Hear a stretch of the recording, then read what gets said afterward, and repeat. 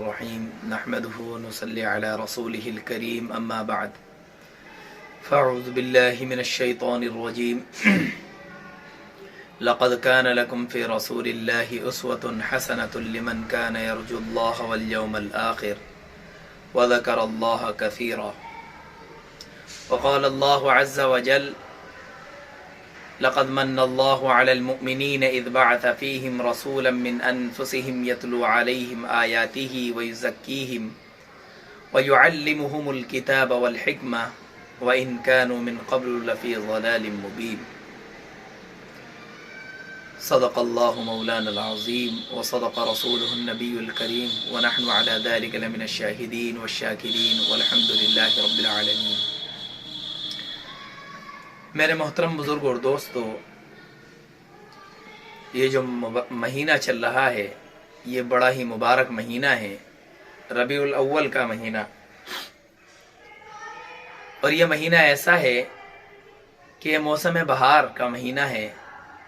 اس مہینے کے اندر اللہ رب العزت نے نبی اکرم صلی اللہ علیہ وسلم کو پیدا فرمایا، اور نبی اکرم صلی اللہ علیہ وسلم کی ولادت کے ذریعے سے اللہ پاک نے انسانیت کی کھیتی کو، اور انسانیت کی کھیتی جو سوکھ رہی تھی اس کی آبیاری فرمائی، اور انسانیت کو اللہ پاک نے ہلاکت سے بچایا۔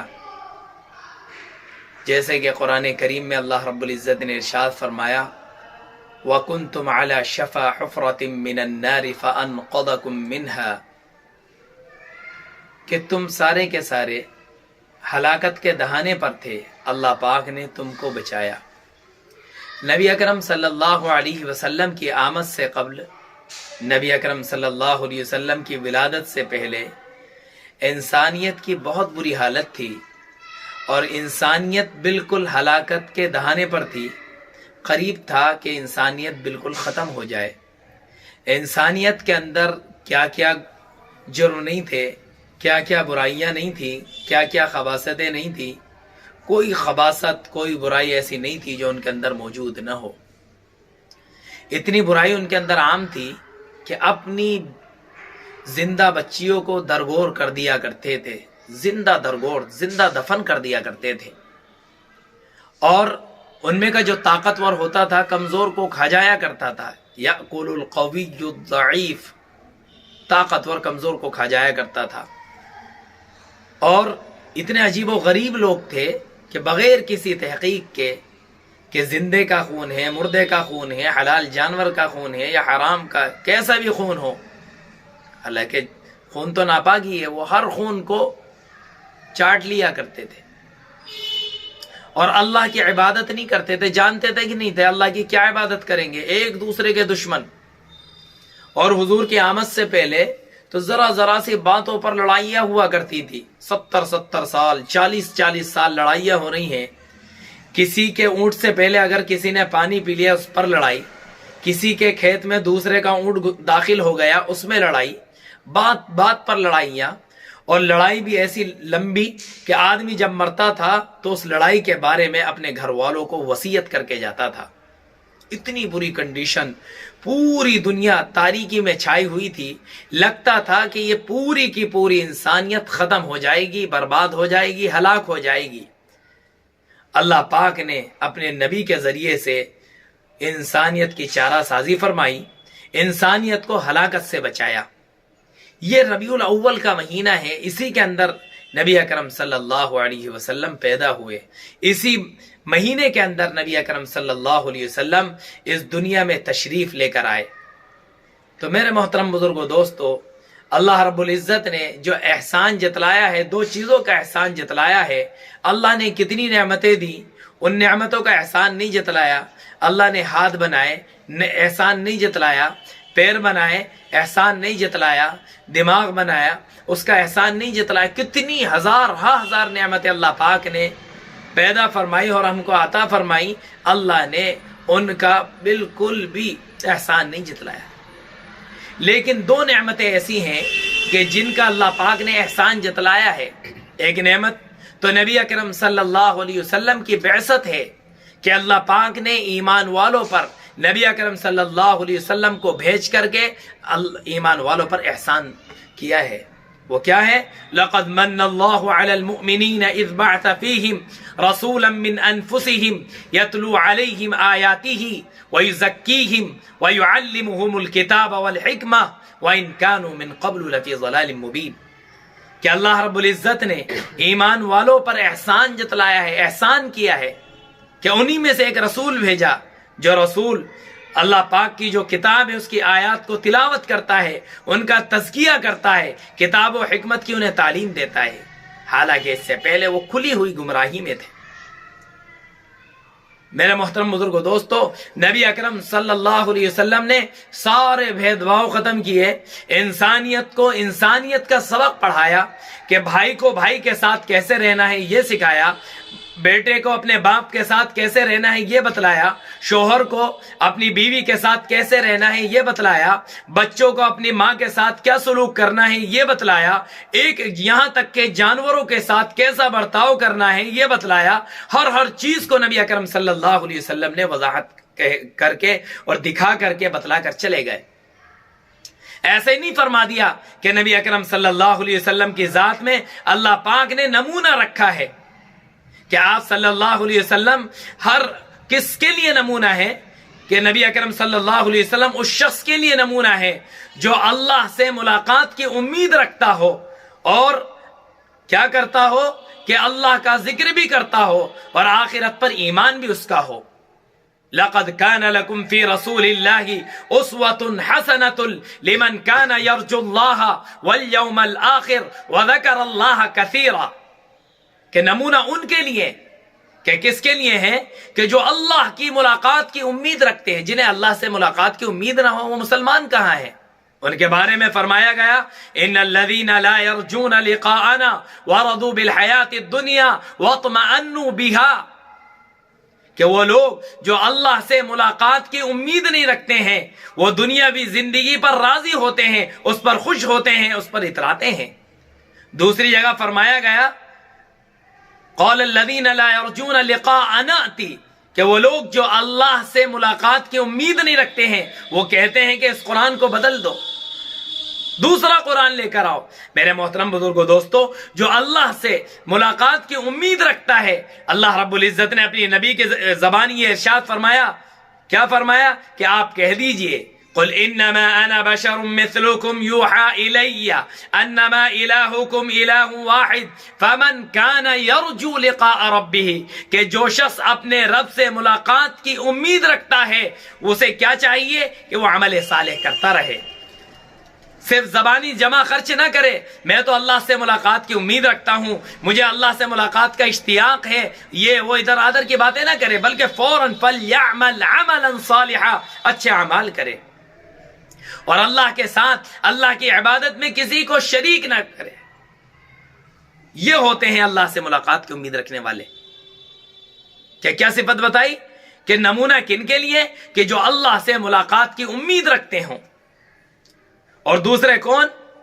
کہ جو قیامت پر یقین رکھتے ہوں، آخرت پر یقین رکھتے ہوں، یوم آخرت پر یقین ہو، مرنے کے بعد انہیں جنت ملے گی یا جہنم میں جائیں گے اس کا یقین انہیں ہو، اچھے اعمال کریں گے جنت ملے گی، برے اعمال کریں گے جہنم میں جائیں گے، اس کی امید ہو۔